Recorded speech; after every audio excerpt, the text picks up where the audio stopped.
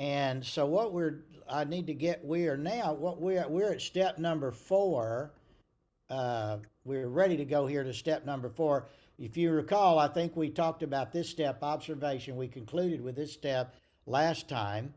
And so let's move to step number 4. Now, this step in sermon preparation is what I call investigation.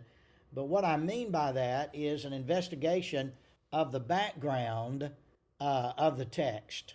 And so here is where you're going to look at background information.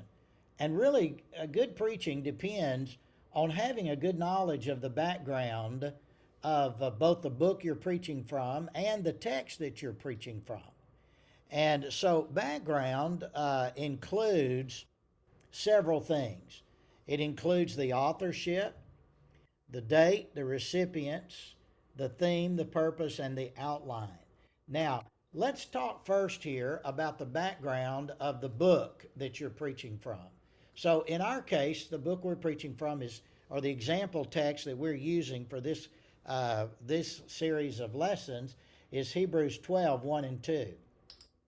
So let's imagine that you are preaching a series of sermons on the book of Hebrews. And so you're doing a series of sermons on the book of Hebrews. And before you preach the first sermon, you would want to make sure that you spend time looking at the background of the text. So the key things you're going to look at are authorship, date, recipients, theme, purpose, and outline. These 6 things you would look at for any book that you're going to preach from, no matter what. So you would take the time to investigate that. Now, interestingly, with our book of Hebrews, the background is shrouded in obscurity because we do not know who wrote Hebrews. We don't know exactly to whom it was written. We don't know the date. We have some guesses, but we don't know that. There are so many details about the background of our book, Hebrews, that we just don't know. But you would want to learn everything you can about any book of the Bible that you're preaching from. If you were preaching First John, then you know, okay, John the Apostle is the author of that. And so you want to know everything you can about John the Apostle and his other writings, because you might compare some of that with what John is going to say in First John. You might compare the Gospel of John, for example, with something John says in First John. There will be a number of relationships there. So authorship is important if you can determine who the author is. Now, of course, with our text, we don't know who the author is. Just for fun, by the way, I did my PhD dissertation on the authorship of Hebrews. That was what I wrote on. And I published the dissertation after I revised it. Back in 2010, my dissertation was published called Luke and Authorship of Hebrews. And in my commentary on Hebrews, you can read in the introductory material of the commentary, you can read all the theories of the authorship of Hebrews, Paul, Apollos, Barnabas, and all the others, and why I think that Luke is the author, if you're interested in that kind of stuff. But at any rate, on any book of the Bible, you'd want to study, okay, who is the author?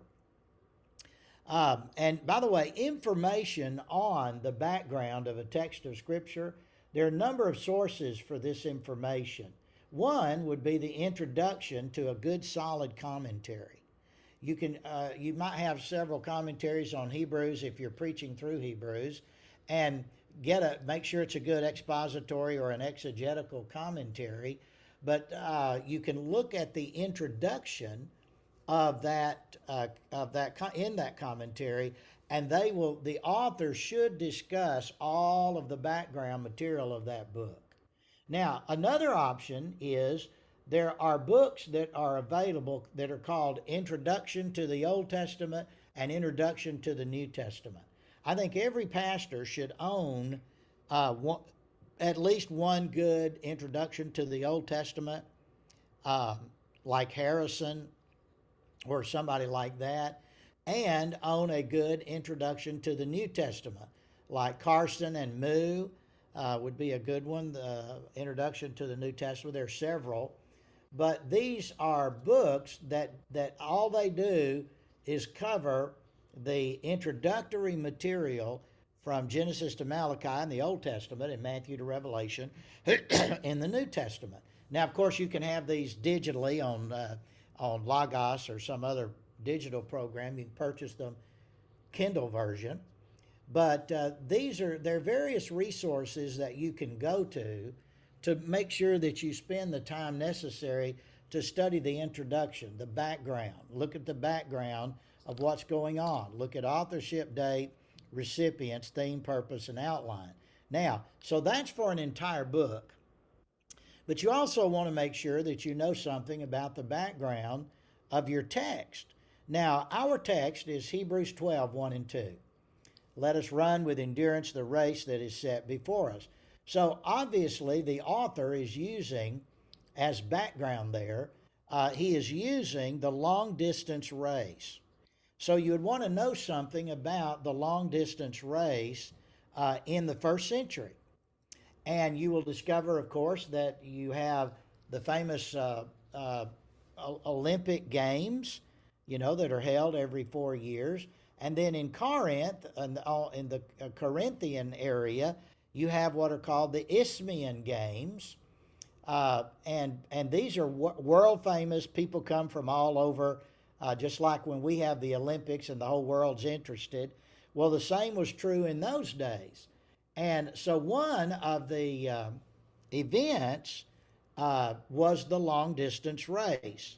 And the author is using that event from his culture to talk about the Christian life. And so let us run with endurance the race that is set before us. And so there were people in my study of the background of Hebrews of this particular text. I discovered that there were, just like they're famous long distance runners today, there were famous runners then, and they had fans, and people would come to watch their favorite runner and cheer him on at these games. Sometimes people would take vacation, and travel to where the games are being held, and they would watch their favorite runner and they would cheer him on. So all of these kinds of things are basically background to your text, Hebrews 12, 1 and 2. Now, your text, a given text of Scripture, may not have a lot of background information that is necessary for accurate preaching, but some do. And so you always want to say, what is the background of my text? Is there any background information that I need to know? Now, let me put you on a resource that InterVarsity Press has published. It's called The Background Commentary of the Old Testament, and then there's another volume called Background Commentary of the New Testament. I believe those are the titles. I think IVP publishes those. Now, there are actually 2 or 3 of those out. IVP does one, Zondervan does one.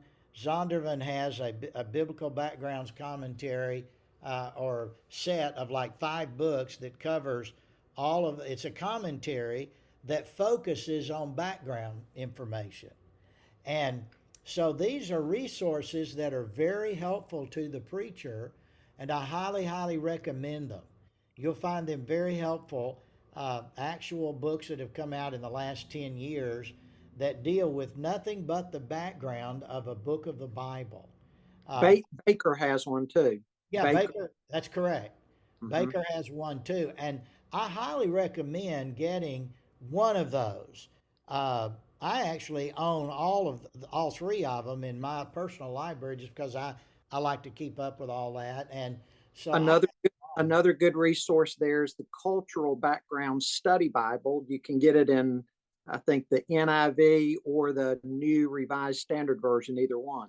Indeed, and it is a very good work. I own that as well. Thank you for reminding me of that, Scott. That's an excellent Bible to own for pastors as well. The Cultural Background Bible.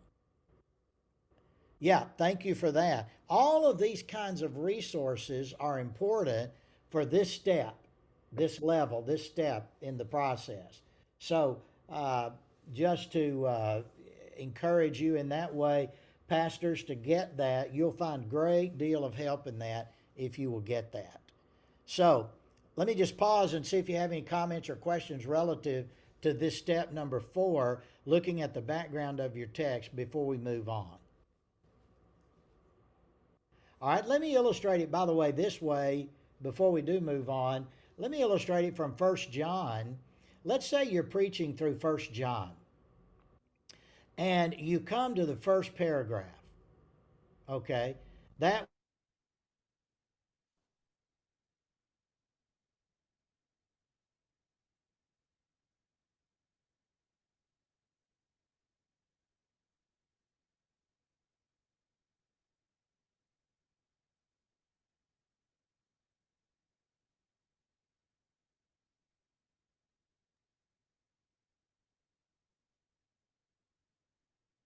Am I the only one off?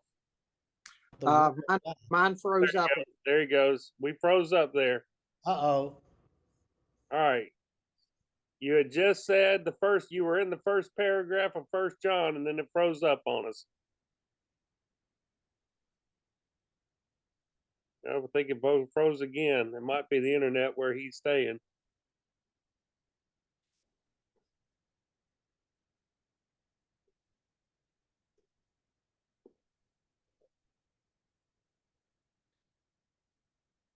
I can hear you, Steve. I just can't hear him. Yeah.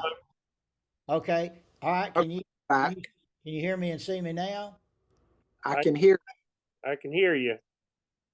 I don't know if this is on my end or your end. There you are.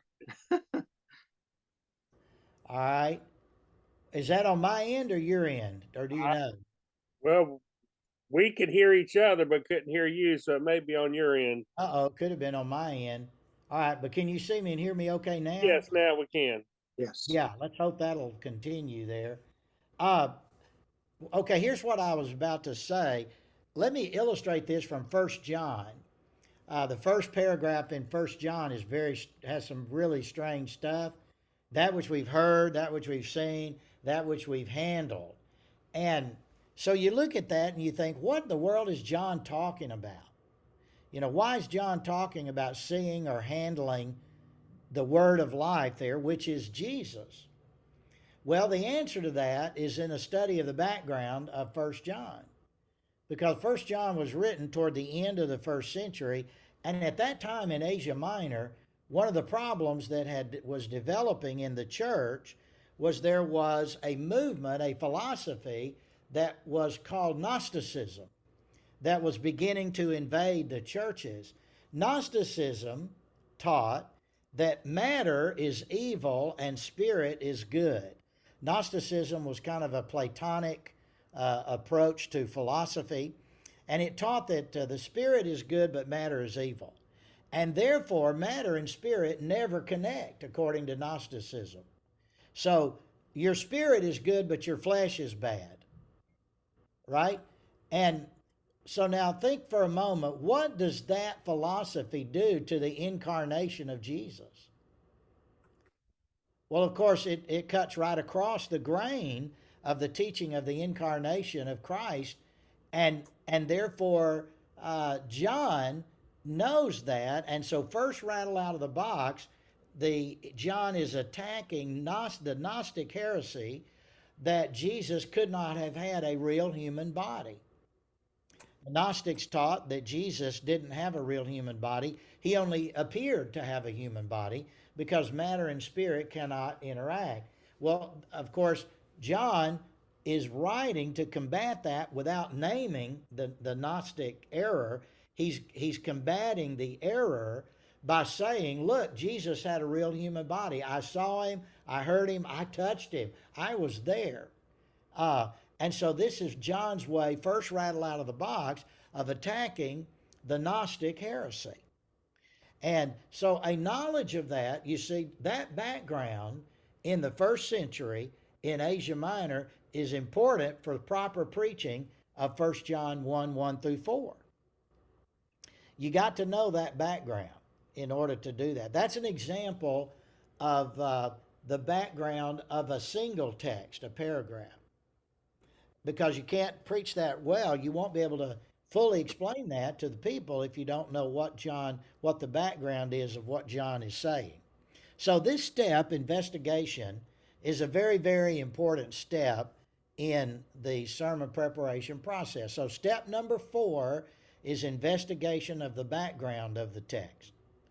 So any questions or comments about that before we proceed? Good. All right. Now, step number 5 is where the rubber meets the road. This is the step that I call interpretation. Now, this is where you're going to spend most of your time in preparing your sermon. This is this process right here of exegesis. The word exegesis means to lead out the meaning. And that's what you are doing when you're studying a text of Scripture and you are interpreting it. You are doing good exegesis in order to understand its meaning, and then you are going to reproduce that meaning in your sermon. You've got to do this step in order to write your sermon. So this is the step of interpretation. Now, this step, number 5 out of my 12 steps, this step has a number of sub-steps. It's a little bit lengthy. We're going to try to get through them all. We may not make it all of them today here. But I don't want you to, those of you that are watching this now and others that will be watching the recorded version of this, don't get distracted and don't look at this like you're getting a drink of water out of a fire hydrant. Because if you'll just kind of stay with me, let me walk you through these steps, you'll see a progression and you'll be able to do, this will actually help you in your sermon preparation. Now, I'm a firm believer that when we preach, we want to preach, let's say we're preaching through a book of the Bible, such as Hebrews. And I believe the best way to do that is to begin to preach paragraph units. So if you're preaching through any book of the Bible, work through the paragraphs. Don't take a text smaller than a paragraph. Preach at least the paragraph level or larger. That's important. So when it comes to exegesis, I encourage you to begin at the paragraph level and then work your way down to the sentence level. And then we're going to go to the clause level. And then we're going to go to the phrase level and finally to the word level. Remember that languages are constructed in a hierarchy of word, phrase, clause, sentence, paragraph. And so we want to look at it. We're going to start at the bigger picture. We're going to look at the paragraph, determine the paragraph, and then we're going to work our way down. Now, our paragraph that we are using as an example is Hebrews 12, 1 through 3. That's a paragraph in the Greek New Testament, and it's a paragraph in most English Bibles. Hebrews 12, 1, 2, and 3. So again, we're pretending now this is the week before we're studying to preach next Sunday on Hebrews 12, 1, 2, and 3. So we're doing our exegesis of that text. So the first thing we want to do is determine the boundary of that text or that paragraph. Well, we know that 12, 1, and 2 begins with the word therefore. We know that connects it to the previous paragraph and the previous chapter. We know the theme of the previous chapter is God's Hall of Fame of Faith, right? The great men and women of faith. So now 12, 1, and 2 is connected to that, but it begins a new theme. Because in Hebrews 11, we're looking back. Now in Hebrews 12, the author is addressing his readers. Let us run the race, seeing we are surrounded by a great cloud of witnesses. So this is the beginning of a new paragraph. Also, if you go to verse 4 of Hebrews 12, we see now we've got a new topic. So one of the ways we know we can decide paragraphs in a book of the Bible is when a new topic begins, that's generally a new paragraph. And there are other ways, sometimes a conjunction like the therefore in 12:1. That tells us, okay, we're connected, but we're moving to a new paragraph. These are the kinds of things that you need to know in order to preach well. So you want to determine the boundary of your text, and so we've done that. Our boundary is Hebrews 12, 1, 2, and 3. We've got that. All right? So then we want to say, okay, now what is the genre of my text? Now recall that in our previous, some of our previous lessons, we talked about what genre is. And just a quick reminder, the word genre means literary category. So that the Bible, God likes variety. And so he has presented the Bible in different genres, different literary categories, so that you have narratives. A narrative is a story. But then you have procedural discourse, like Exodus 25 through 40, where God tells Moses exactly how to build the tabernacle and the pieces of furniture in the tabernacle. It is a step-by-step process. That's what we call a procedural genre. Then you have hortatory. The word hortatory means command. This is any text that has at least one imperative or command in it. And then number 4 is the expository genre. This is a large kind of genre that is any kind of text that explains something. You know, an essay is an example of an expository genre. So the letters of the New Testament, Romans through Jude, are basically expository genre. And they're hortatory genre because they have, all of the letters have an imperative, at least one, they all have more than one, in them. And so really all the letters of the New Testament in terms of genre are kind of a combination of hortatory and expository, right? Now, so ask yourself, what kind of genre is Hebrews 12, 1 through 3? All right, number 1, is it a story? No, it's not a story, right? Not a story, doesn't have characters and plot. You know, it's not a story. Is it a procedural discourse? Does it give you a step-by-step process for doing something? No, it does not. Is it a hortatory paragraph? Is there one or more command forms in the paragraph? Yes, the answer is yes to that. And so it is also expository discourse. It's explaining. So our text is a combination of hortatory and expository discourse. You make note of that. You make note of that in your notes as you're doing your exegesis, right? You want to determine the genre of your paragraph. Knowing the genre of your paragraph is going to help you preach it, right? Because if it's got a command form in it, and this one has one main command, let us run with endurance the race that is set before us, all right? If you've got a command form, that's probably going to be the main point of that text. And in fact, that is the main point of our text, as we're going to see in just a minute. So identifying the genre here is a very important step, a very, very important part of the process. All right, then we can go to step 3. By the way, if you got a question or a comment, just jump in at any time. All right, now step number 3, you want to identify the sentences in your paragraph. Now, if you have had Greek, and if you use Greek in your sermon preparation, then use your Greek here for that. Look at the sentences in the Greek New Testament. If you haven't had Greek, no problem. Don't worry about it. Just use the English Bible and look at the sentences that are there. And make note in your notes, make notes of how many sentences you see there. Now, if you look at Hebrews 12, 1 through 3, in the Greek New Testament, you will see that those 3 verses are comprised of 2 sentences. Verses 1 and 2 is 1 sentence in the Greek New Testament. Verse 3 is a 2nd sentence in the text. So you're going to make note of that. I got 2 sentences. All right? You just identify them. Now, if you're working out of an English Bible, some English Bibles translate 1 and 2 all the way through as 1 sentence.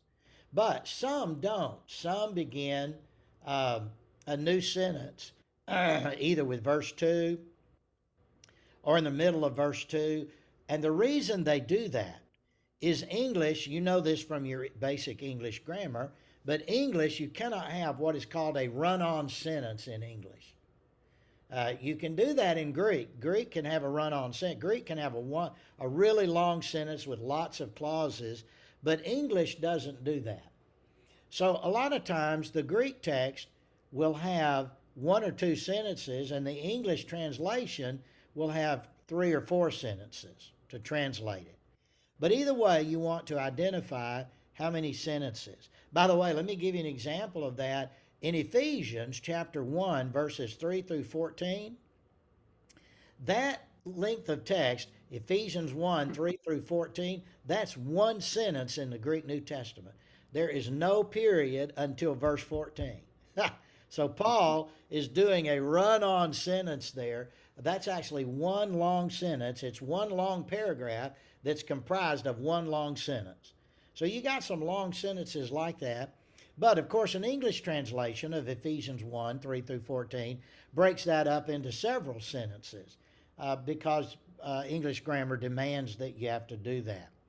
But at any rate, you want to identify the sentences in the paragraph, all right? Now, stop right there. I want to remind you why we're doing this. What we're talking about is text-driven preaching. We have defined text-driven preaching as letting the structure of the text drive the structure of the sermon. The meaning flows from the structure. And so an author is structuring sentences to convey meaning. And therefore, if we're going to preach well our text, we need to know how many sentences are there. We need to know how many sentences are in our paragraph. Because in a moment, we're going to look at how they're related to one another. Okay? So, step 3, let's identify the sentences. All right? Step number 4 then is let's identify the independent clauses and the subordinate clauses. Now, stop for a minute and think about when we were in high school, junior high, elementary school, and we were in English class. And the English teacher taught us about clauses. And you have 2 kinds of clauses. This is a brief review of your schoolwork there. But you have 2 kinds of clauses, independent and what were called dependent clauses, or independent clauses and subordinate clauses. Now, an independent clause, what did the teacher tell us? That's a clause that can stand on its own. A subordinate clause, a dependent clause, is a clause that modifies something else. And therefore, it is a clause that is dependent, it is subordinate, it cannot stand on its own, right? All minds clear? All right? So you got independent clauses, you got dependent clauses. Now, an author is going to convey his or her most important information in an independent clause. And then the less important, notice I did not say unimportant, just the less dominant information will be conveyed in a subordinate clause. So you got an independent clause, you got a subordinate clause, right? And so this is why it's crucial to do this sub-step number 4 here, is you want to identify and list out on your notes your independent clauses and your subordinate clauses. Now, let's do that. All right, so let's do that with Hebrews. Well, sorry, let's go back. We don't want to do that yet. Let's go to the text again. Let me see if I can get to that. Yeah, here we go. All right, so here's the text. Now, what I have done is I have underlined what are the clauses in the text. All right, here's clause 1. Since we have so great a cloud of witnesses surrounding us. Question, independent clause or dependent clause? Yeah, that's a dependent clause. It can't stand on its own, right? So identify that as that's a dependent clause. All right, look at the next one. Laying aside, that's a participle as well. This is a participle here. Laying aside is also a participle. Laying aside every encumbrance and the sin which easily entangles us. Independent clause or dependent? That's Deep. dependent. Right. That one's dependent. Now, let us run with endurance the race that is set before us. Independent clause or dependent? Independent. That one is independent. Right. See, that one can stand alone. Let us run the race that is set before us. And actually, the first two clauses here, what are they dependent on? They're dependent on this main clause right here. All right. So I make a note of that. Now, what about verse 2? Fixing our eyes on Jesus, the author and perfecter of faith. Independent or dependent? Dependent. Dependent again. It's another participial clause that's dependent, right? I make a note of that. And then here's a relative clause. Who for the joy set before him, etc. Dependent or independent? Dependent. Dependent as well, because a relative clause by definition is dependent. So in this sentence, now we come to the end of the sentence. So in this sentence, Hebrews 12, 1 and 2, you have one independent clause and you have four dependent clauses. Now, if it's true, let me show you why this is important. If it is true that an author is going to convey the most important information that he wants to communicate in the independent clauses, right? If that's true, then we who are preachers need to know what are the independent clauses in our text, because that's going to be the information that the author is focusing on. And that's the main point or points that the author wants to develop. So this text is about endurance in the Christian life, illustrated in the metaphor of running a long distance race. That's the main point of this text. Everybody see that? I mean, that's the issue or the point of this text. Now, these clauses, these dependent clauses, are telling us things about how to run the race. So they're very important. They're a part of our text, but they're not the main point of our text. Fixing our eyes on Jesus is not the main point of the text because it's a dependent clause. All right? Going back to verse 1, seeing we have a great cloud of witnesses surrounding us, that's a subordinate clause. So it's not the most important point of the text. Laying aside every weight, that's a subordinate clause. But let us run with endurance the race that is set before us. That is the dominant clause, only independent clause, and the only imperative in the text. Do you see that? Yeah. Now, what I've just told you right here is crucial for good preaching, good text-driven preaching, good expository preaching.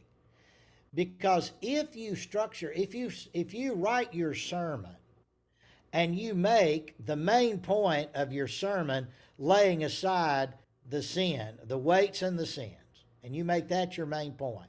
Or if you make this clause in verse 2, keeping your eyes fixed on Jesus, you make that the main point of your sermon, guess what you just did? You just mispreached the text. Why? Because those subordinate clauses are important, but they're not the most important. They're not the mainline information of the text. They subordinate the main point. And when you preach, you'll have the main point, right? But and you'll preach the main point, and you're going to preach these subordinate points as well. But guess what? Here's the point about it all. In your outline, you'll have Roman numeral 1 for let us run with endurance the race set before us, but then A, B, and C for these participles, these subordinate clauses that modify, because they are subordinate by definition. This part of the process of sermon prep here, this part of the process helps you to apply basic linguistic principles to understand the meaning of your text. And so you want to identify independent clauses and subordinate clauses. So we've just done that, and you write those down in your notes, and it's a simple step. And all you have to do, if you're a little bit rusty on this, just review your basic English grammar. I keep on my desk, I've kept it for years, I keep on my desk a basic in college English grammar and composition book, so that if I need to look up, be refreshed on what a clause looks like and the difference between an independent clause and a dependent clause, there's a little section in that book on that topic. And I can go back and look at that and make sure I understand. And I make use of that because this is going to be important when you preach this text. Okay? Let me pause there and see if you have any comments or questions before we go to number 5 here. Anybody?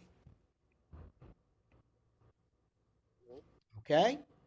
Well, let's go ahead to number 5. Now, once you do this, once you identify the clauses, guess what you want to do? You want to go through your text and identify all the verbs of your text. I call this verb charting. And the reason we do this is verbs are the load-bearing walls of your text. The main stuff is communicated by the verbs. If you pulled all the verbs out of your text would be unintelligible.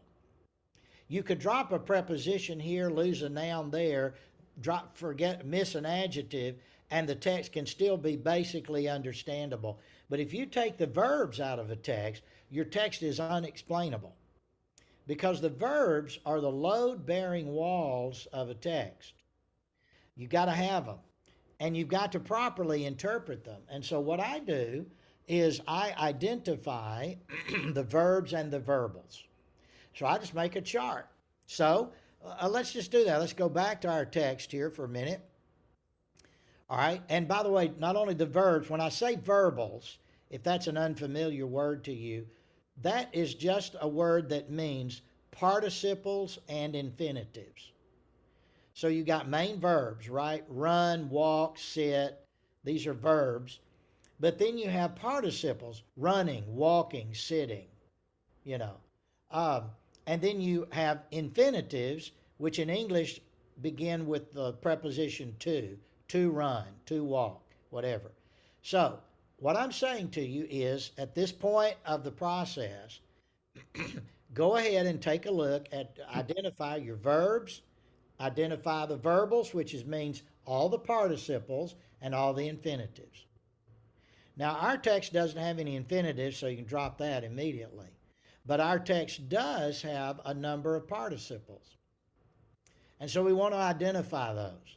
All right? Now, here's the first one. Since we have, that's a participle in the Greek text. So you identify that. And by the way, again, let me speak to those of you who are listening and watching this and you've never had Greek. No problem. You can use the commentaries to tell you this is a participle. They'll help you with that. If you've never had Greek and you can't see that that's a participle in the English translation, then the commentaries will help you see that. Or if you use Logos, all you have to do is take your cursor and scroll it. You have got the text of Scripture up. If you scroll it over that word, that will tell you, it'll pop up and tell you this is a participle. And so there are ways to identify, if you use these, like Logos, that you can identify it that way, or a commentary can help you identify it. So I don't want you to be discouraged. If you haven't had Greek, don't worry about it. You can still do great preaching. You can still use this process. But you still want to learn how to identify verbs, participles, and infinitives. All right, so this is a participle, since we have. Laying aside every encumbrance, that also is a participle. So we've got to identify that. Let us run, that's a verb. Let us run, so we identify that. That's a verb, okay? Fixing our eyes on Jesus, that's a participle. All right? The joy set, now we're into this relative clause, but notice I'm going to chart this verb endured, right? Despising, a participle, and has sat down, another verb. So I'm going to identify those. Just walk through. I'm going to identify my verbs and my participles. Now, that's this step right here, identifying verbs and participles predominantly. And again, you just put those in your notes. Now, again, stop for a minute. Just hold the phone, time out. So you're watching this, listening to this recording, and you're thinking, man, I don't do this in my sermon preparation. Well, I know you may not do this, but if I can get you to do this, I will be able to strengthen your preaching. Your preaching is going to be clearer. It's going to be closer to the meaning of the text. It's going to enhance your preaching. If you'll learn how to do this, it'll enhance your preaching. It's going to make your preaching, it's going to up it a level. It's going to enhance it, right? And that's what we're after. We want to enhance our preaching. So don't get discouraged with this and you say, I've never done this and David, I don't have the background you do. You've got a PhD in linguistics. Well, look, you don't have to have my background. You don't have to have all of that. All you have to do is know basic grammar and know how to follow these steps. Because if I can get you to do that, put these in, learn this process, this is a process. If I can get you to develop this process, I can help you with your preaching. All right? I can improve. I guarantee you, your preaching will improve. So don't quit. Don't get discouraged. Now, in the time remaining, let's do one more, and then we'll take any questions. So after we do that, we go through that. Here's sub-step number 6. What you want to do is you want to parse those verbs.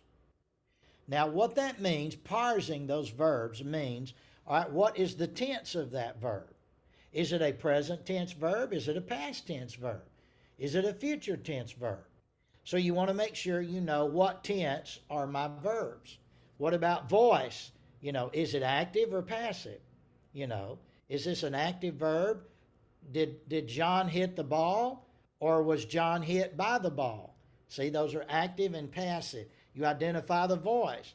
Is it indicative? What's its mood? Is it a direct statement? Billy went to the store. Or is it an imperative? Billy, go to the store.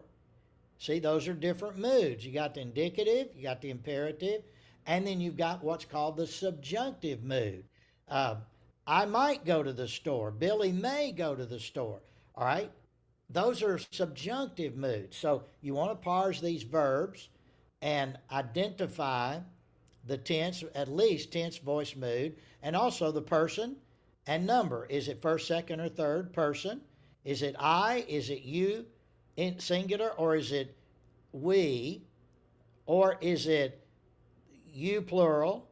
Or they plural? So see, we want to identify, is it a singular verb? Is it used in the singular? Is it used in the plural? So you just make a list on your chart. You got on your notes right here. You got your verbs and your participles, and you parse them. Now, let me tell you a couple of hints here. Number one, again, as I mentioned, if you have Logos or Accordance or any of those programs, you just take your cursor and scroll it over the verb, and immediately it'll parse it for you.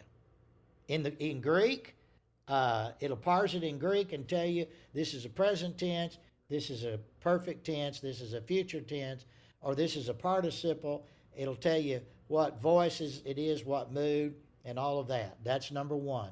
Number two, there are parsing guides. You can buy a book called a parsing guide of the Bible, and from Matthew 1, let's stay with the New Testament, Matthew 1:1 to the last verse of Revelation, it'll parse every verb, every participle, and every infinitive for you in order. Matthew 1:1, Matthew 1:2. I own that. There's a book written by a man, last name Han, H-A-N, and it's called A Parsing Guide to the Greek New Testament. Now, there are several of these, 2 or 3 of these on the market, or you can, computer program will do that for you. So you don't have to try to figure it out. You don't have to try to look at it and say, well, what is that? No, you can use these tools and they'll tell you what they are. Also, you can use a commentary, an exegetical commentary will tell you this information. But this information is important because the verbs and the participles are crucial for proper interpretation. So I'd go through my text in Hebrews 12, 1 and 2. I'm going to parse the verbs. I'm going to identify and parse the participles, put that information in my notes.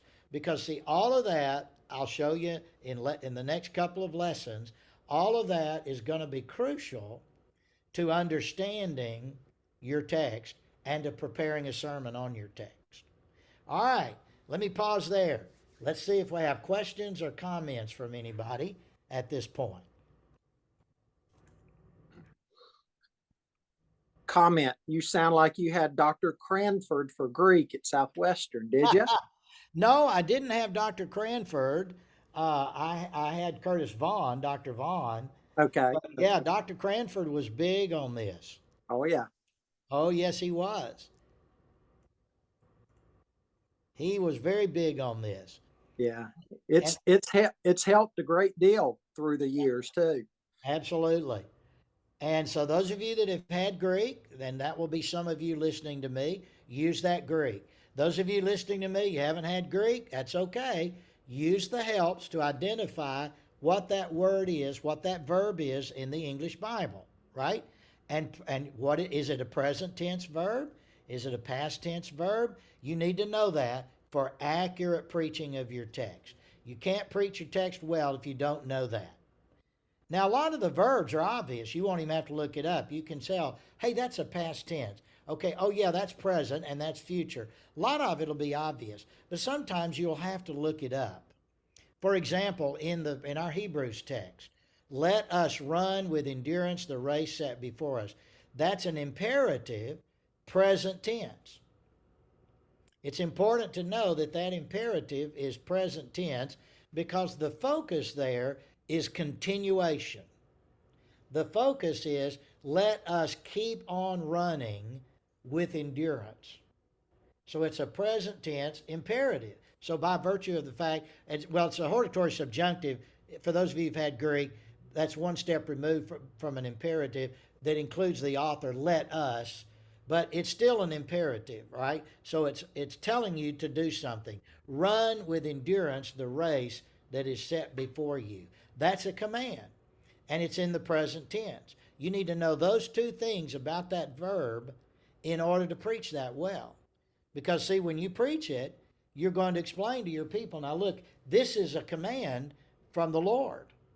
It's not optional, it's command. And it's present tense.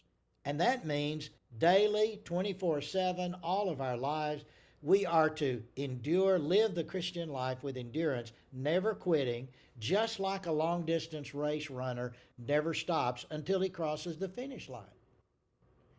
So, identifying these kinds of things is going to make a big difference in your preaching. Once you see it, then you will be able to clearly articulate it in your sermon when you write your sermon. All right, any other questions or comments about that? On average, how long do you spend in preparation?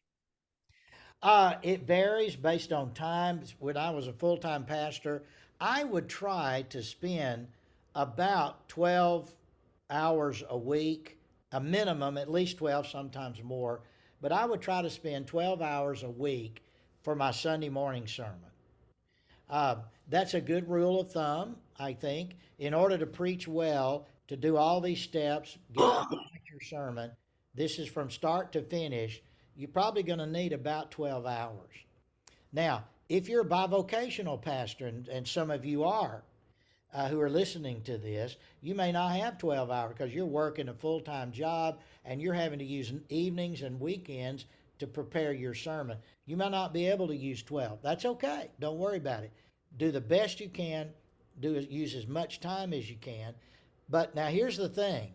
Once I get you through all 12 of these steps, once you see them all and I've walked you through them, you will realize that once you start following this procedure, some of these steps will intertwine. You can knock 2 or 3 of these out at one time, and you will be able to shorten the process of sermon preparation. Right now, I'm just taking you step by step in detail, and so it can get a little bit crowded. But I want you to stay with me through these lessons, because I'm going to get you through, and then you're going to see the big picture, and you're going to have a step by step process that'll make sense to you. I promise.